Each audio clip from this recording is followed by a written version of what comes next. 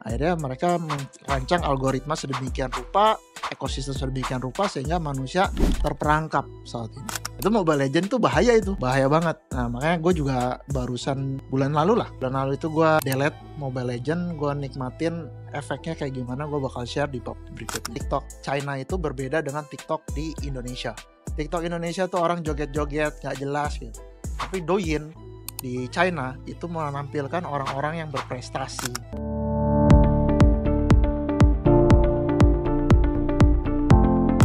Hati-hati, otak lu busuk, mental lu kena, kesejahteraan lu kena, jadi orang gagal lu, bahaya ya. Oke, di video kali ini gue akan ngebahas tentang yang namanya chip dopamin detox, dan otak busuk. Oke, stay tune. Nah, kita perkenalan dengan yang namanya brain rot. Nah, brain rot ini adalah istilah yang saat ini lagi populer. Nah, kenapa populer? Karena brain rot ini sistem otak kita itu sedang rusak. Kenapa rusak? Karena kita terbiasa mengkonsumsi dopamin yang murah. Apa itu dopamin murah? Dopamin murah adalah kebiasaan kita men-scroll sosial media, happy, kita nge-like. Oh, suka, happy, scroll terus happy. Jadi kita kecanduan sama sosial media atau aktivitas digital yang nggak ada isinya. Contoh misalnya game online. Contoh Mobile Legends. Nah, itu Mobile Legends tuh bahaya banget. Nah, makanya gue juga barusan bulan lalu itu gue delete Mobile Legends, gue nikmatin efeknya kayak gimana, gue bakal share di berikutnya. Nah, itu jadi kuncinya brain rot, otak rusak. Karena apa? Karena lu kecanduan dopamin yang murah atau dopamin sampah. Entah itu melalui sosial media atau game online. Kedua, solusinya gimana? Solusinya adalah kita harus detox. Detox itu kayak kita lagi kayak puasa lah ya. Atau kita membersihkan diri. Kayak detox racun racunnya ini. Supaya sistem kerja dopamin kita, otak kita itu normal lagi. Bayangin sampai sini ya. Nah, yuk kita lanjut ke bab berikutnya. Oke, di bab ini kita akan ngebahas apa sih sebenarnya dampak negatif dari chip dopamin ini. Pertama ya, kesehatan mental kita udah pasti menurun. Kenapa menurun? Karena manusia itu pada dasarnya diciptakan itu ada yang namanya sistem reward system, yaitu dopamin. Ya, dopamin itu adalah hormon ya. Hormon yang akhirnya akan diterima oleh nucleus accumbens, akhirnya lu happy, termotivasi untuk mengulanginya lagi. Jadi sebenarnya itu mekanisme alam lah. Tuhan udah menciptakan manusia secanggih itu. Ketika manusia itu berburu dan mendapatkan makanan, dia akan mengeluarkan dopamin, happy, achieve, goal. Yes, gue berhasil. Yes. Gitu. Ya kan, kalau kayak gitu kan esensi ya, kayak misalnya kira dia dapat terima gaji pertama, yes, happy, kerja keras dapat bonus, happy, selling banyak dapat komisi, happy. Nah, itu pada dasarnya dopamin itu di tubuh manusia, di otak manusia itu untuk itu fungsinya. Tapi karena sosial media dan sistem kapitalisme dunia seperti ini, sosial media Instagram, Mobile Legends harus dituntut oleh para investor untuk menciptakan user yang banyak, active user yang lama makanya. Akhirnya mereka merancang algoritma sedemikian rupa, ekosistem sedemikian rupa sehingga manusia terperangkap saat ini.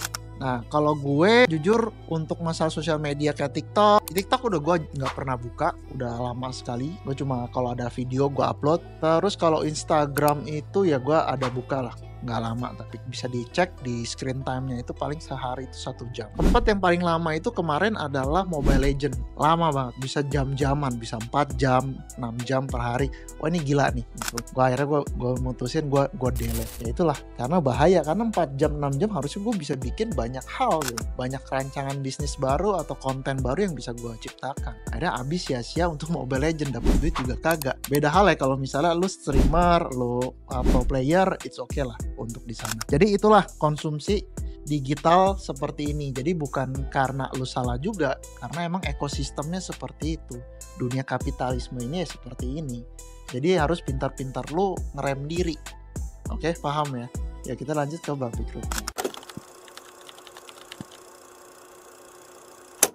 Jadi caranya gimana untuk lepas dari matriks sistem sampah ini? Yaitu dari diri lu sendiri, dari diri gue sendiri. Kita harus berhenti. Oke, kebayang ya sampai sini ya. Kalau gue sharing dari pengalaman gue ngerasa biasanya gue mulai main Mobile Legends itu dari jam 8. Biasa jam 8, kadang kalau lagi loading, pilih hero, itu gue buka kerjaan.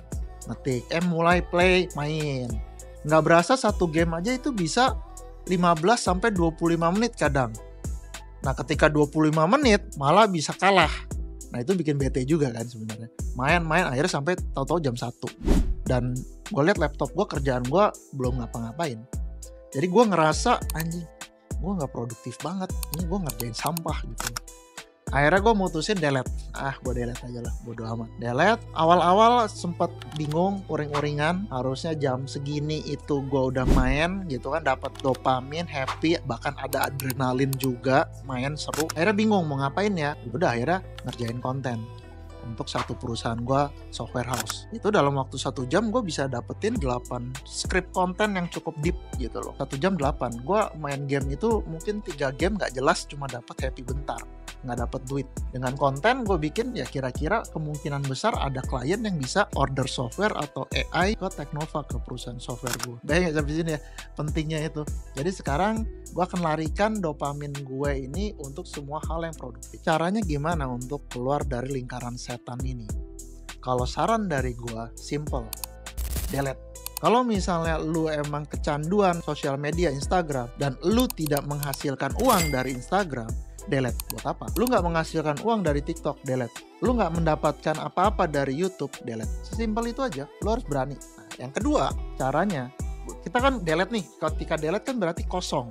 Nah, kosong ini kita harus isi dengan sesuatu, habit baru. Nah, habit barunya apa? Banyak. Misalnya lu bisa larikan dengan aktivitas fisik, misalnya olahraga, gym, trekking, lari, atau apapun lah, sepeda gitu. Atau lu juga bisa meditasi, atau waktu lu bisa pakai untuk hal-hal yang lebih positif, relation manusia, physically gitu, ketemu teman lama, lebih banyak dengan keluarga, quality time, dan lain-lain bisa juga. Atau seperti yang gue lakukan. Yang gue lakukan adalah gue ngebangun yang namanya connected micro learning. Keren ya bahasanya ya. Nah, connected micro learning itu pada dasarnya adalah micro learning itu belajar pendek gitu ya, singkat. Jadi kita mau belajar sesuatu itu kecil, simple gitu. Misalnya belajar 10 menit mendapatkan knowledge baru. Nah, sebenarnya mendapatkan knowledge baru itu cukup merilis dopamin gue. Tapi ini sebenarnya habit. Jadi lu pun juga bisa membangun habit ini. Dengan lu mendapatkan knowledge baru atau pengetahuan baru dan lu merasa lebih pintar sedikit gitu ya, lu akan merilis dopamin. Itu oke kok. Lu bangun kebiasaan itu.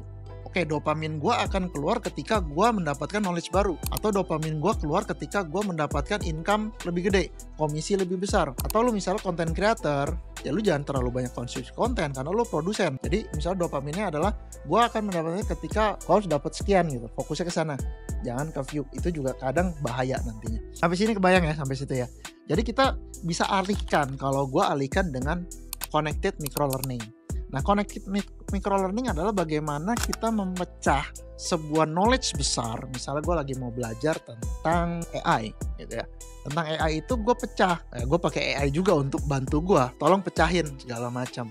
Jadi gue bagi misalnya sampai 30 hari ke depan. 1 hari ini gue mau belajar 2 jam. 2 jam ini gue mau bagi per 10 menit. Jadi setiap itu gue akan belajar tentang itu.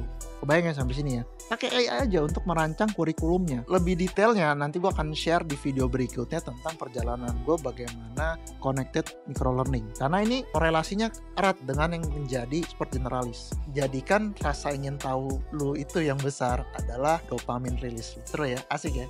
Jadi intinya tergantung kita sih. Pokoknya jangan sampai otak lu busuk dan akhirnya lu jadi orang gagal. Hati-hati, jangan sepelekan sosial media, itu bahaya sekali. Bahkan kenapa TikTok di ban selain masalah politik ya, kayak Douyin TikTok China itu berbeda dengan TikTok di Indonesia. TikTok Indonesia tuh orang joget-joget gak jelas gitu.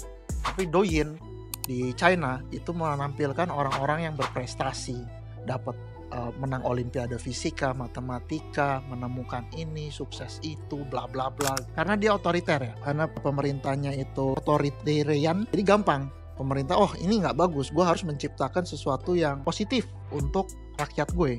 Akhirnya gue bikin sosial medianya bikin kayak gini. Jadi dopaminnya orang China sana tuh beda sama kita. Kalau di sini kita dopaminnya keluar pada ngeliat orang joget segala macam. Kalau di sana nggak, dopamin keluar kalau misal gue achieve menang olimpiade fisika, olimpiade matematika. Bahkan jadi tren di sana, gengsi, prestis anak orang kaya adalah ketika menang juara-juara gitu. Mereka kan sharing, bangga. Beda sama di Indonesia. Anak pejabat koruptor pakai duit rakyat rampok duit rakyat, pamer-pamer mobil mewah, nabrak orang, kan tolol. Nah itulah bahayanya. Jadi kita, apa yang bisa kita lakukan sebagai rakyat sipil? Ya mulai dari diri sendiri aja. Kira-kira seperti itu. See ya.